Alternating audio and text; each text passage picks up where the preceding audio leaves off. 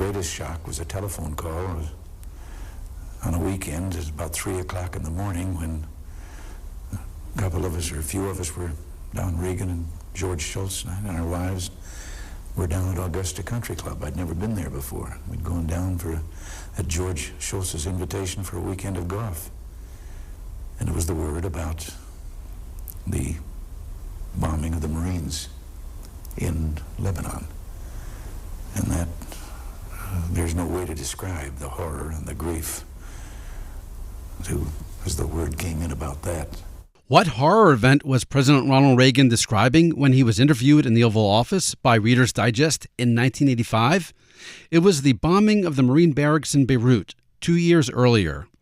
Early on a Sunday morning, October 23, 1983, 2 truck bombs struck buildings in Beirut, buildings which housed American and French service members of a peacekeeping operation during the Lebanese Civil War.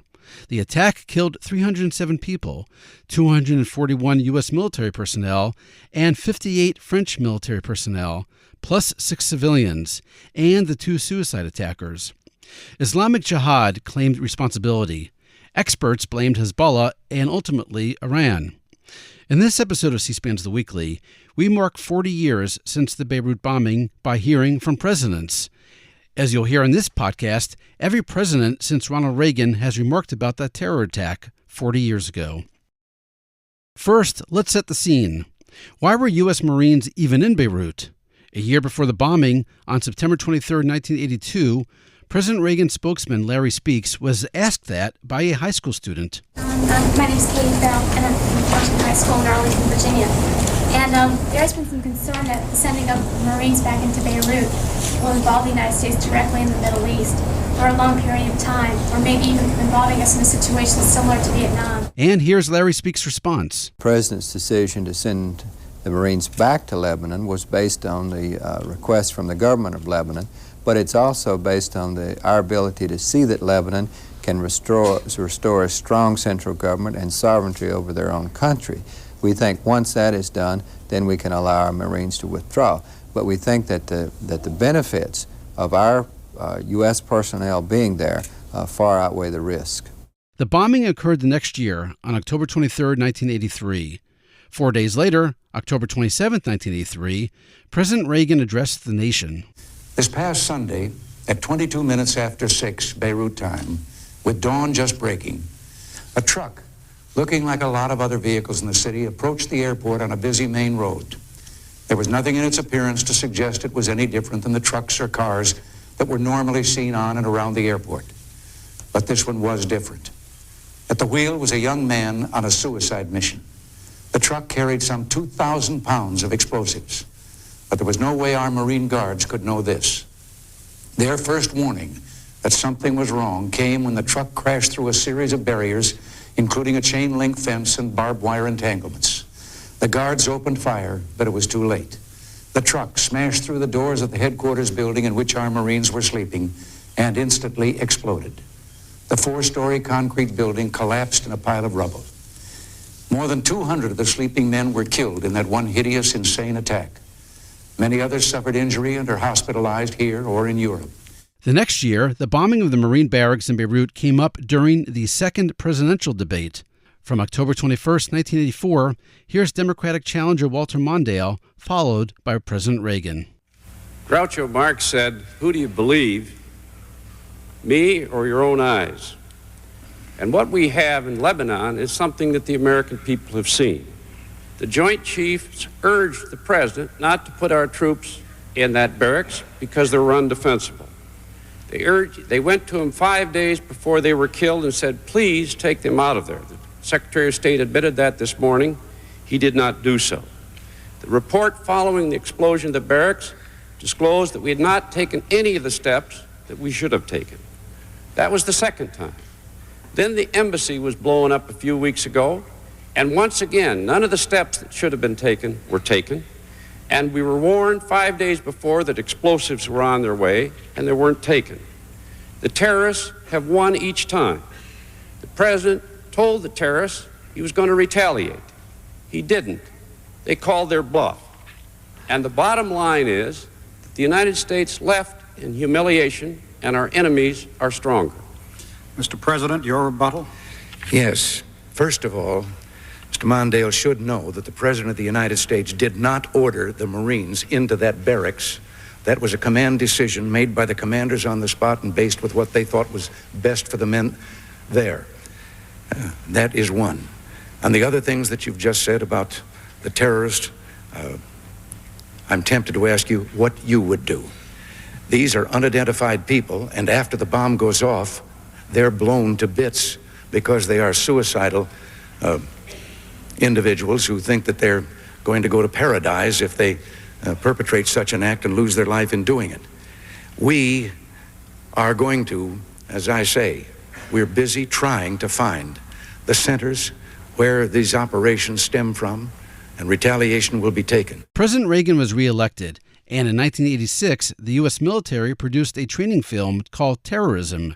It began with this reflection on the bombing in Beirut 3 years earlier.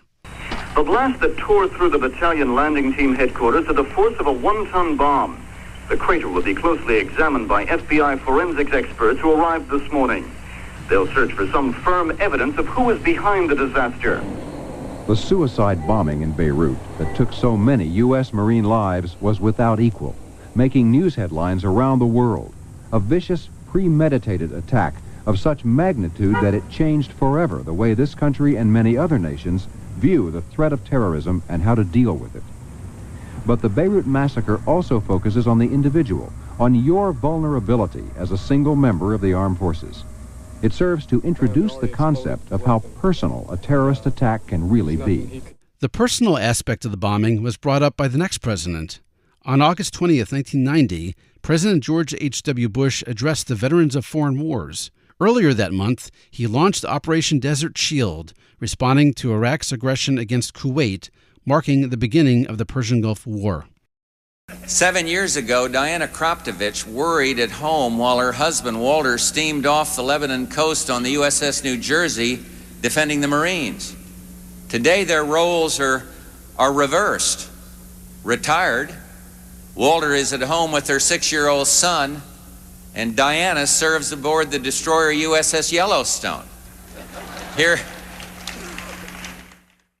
On April 24, 1996, President Bill Clinton signed the Anti-Terrorism Act of 1996. The law's purpose, to help law enforcement combat both international and domestic terrorism. We have seen terrorism take its horrible toll all around the world, from Tokyo to London to Jerusalem, and of course in our own country. When a terrorist car bomb took the lives of 241 American Marines in Beirut, we felt the shockwaves here at home. When savage killers took the life of Leon Klinghoffer, countless Americans wept for him and for his family. When Pan Am 103 went down over Lockerbie, Scotland, killing 270 people, including 189 Americans, we saw again that there are no borders or bounds on the forces of hatred. President Clinton also noted a personal connection to Beirut terror through a member of his staff. I'd like to close with a word to all the family members of Americans slain by terrorists and to the survivors of terrorism, to the children who lost their parents in Pan Am 103 and the parents who lost their children in Israel, to all of you from Oklahoma City, to Andrew Kerr on my staff at the National Security Council, whose father was murdered in Beirut, to each and every one of you with us today and those who are watching all across this great land of ours.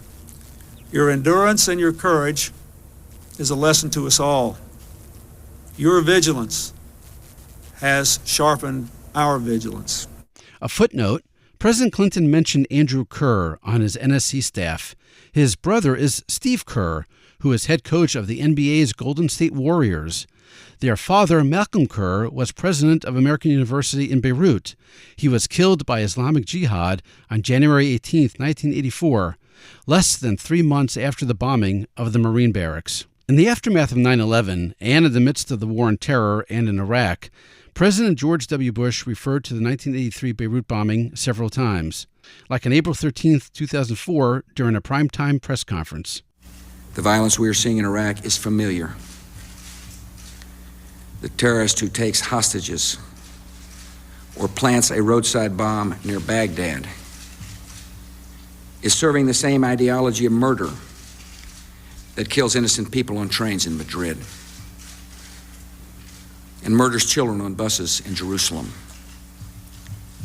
and blows up a nightclub in Bali and cuts the throat of a young reporter for being a Jew.